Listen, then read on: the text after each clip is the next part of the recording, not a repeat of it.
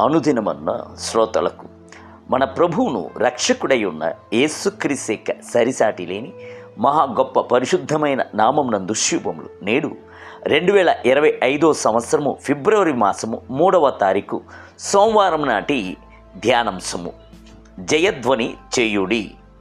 సంఖ్యాకాండము 23వ అధ్యాయము 21 మరియు 22 వచనముల యందు ఆయన యాకోబులో ఏ దోషమును కనుగొనలేదు, ఇజ్రాయేలులో ఏ వంకరితనమును చూడలేదు. అతని దేవుడైన యెహోవా అతనికి తోడై ఉన్నాడు. రాజు యొక్క జయధ్వని వారిలో ఉన్నది. రాజాది రాజును ప్రభువుల ప్రభు అగు దేవుడు మనతో కూడా ఉండుట చేత మనలో రాజు యొక్క గంభీర జయధ్వని ఉన్నది. ఆనందమును సంతోషము ఉన్నది, ఉత్సాహమును ఉల్లసించుటయు ఉన్నది. ప్రభువు మనలో నివాసముండుటకు సంకల్పించుచున్నాడు. ఇట్టి మట్టి ఘటమునందు ఆయన మహిమగల ఔన్నత్యమును పొందుకొని ఉన్నాము. మన యొక్క శరీరము పరిశుద్ధాత్మునికి నివాస స్థలముగా ఉన్నది. అవును, మనుషుల మధ్యలో దేవాది దేవుడు నివాసము చేయుచున్నాడు. ఆయన నివాసము ఉండుట చేత ఆయన యొక్క జయధ్వని మనలో ఉన్నది. పాత నిబంధన యందు యుద్ధ వీరులు యుద్ధమునకు వెళ్ళుచున్నప్పుడు యుద్ధధ్వని ఆర్భటించెదరు. తమ దేశం యొక్క పేరును చెప్పి, రాజు యొక్క పేరును చెప్పి బూర శబ్దముతో బేరించెదరు. అలాగున బేరించే కొలది వారి యొక్క నరములలో వీరత్వము తెల్లుచూనే ఉండును. మహా గొప్ప ధైర్యముతో ఉత్సాహము నుండి యుద్ధములో జయమును పొందుదురు. దాని తర్వాత వారు పెట్టుచున్న జయధ్వని యుద్ధమునందు జయము పొందుడు చేత ఏర్పడు సంతోషం యొక్క గొప్ప ఘోషగా ఉండును.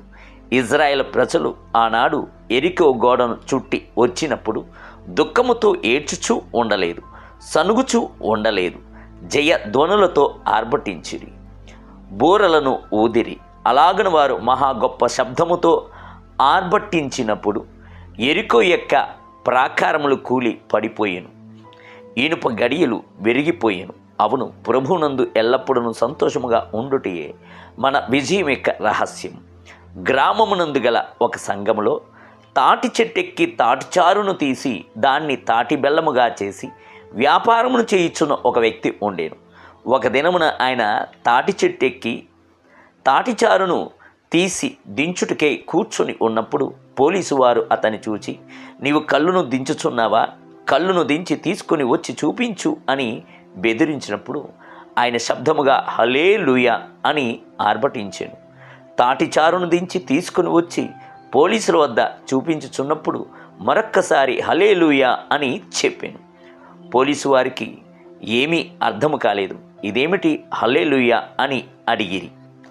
అందుకు ఆయన, ఇది మహారాజు యొక్క జయధ్వని, రాజాది రాజు నాలో నివాసము చేయుచున్నాడు, నేను ప్రభు యొక్క బిడ్డను అని తాను రక్షింపబడిన సాక్ష్యమును చెప్పాను.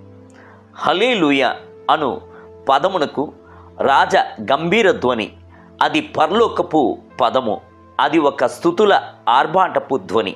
దేవుని బిడ్డలారా, ఎల్లప్పుడూ మీ యొక్క పెదవుల యందు ప్రభువును స్తుతించు స్తుతియు రాజు యొక్క జయ గంభీరమైన ధ్వనియు ఉండవలెను.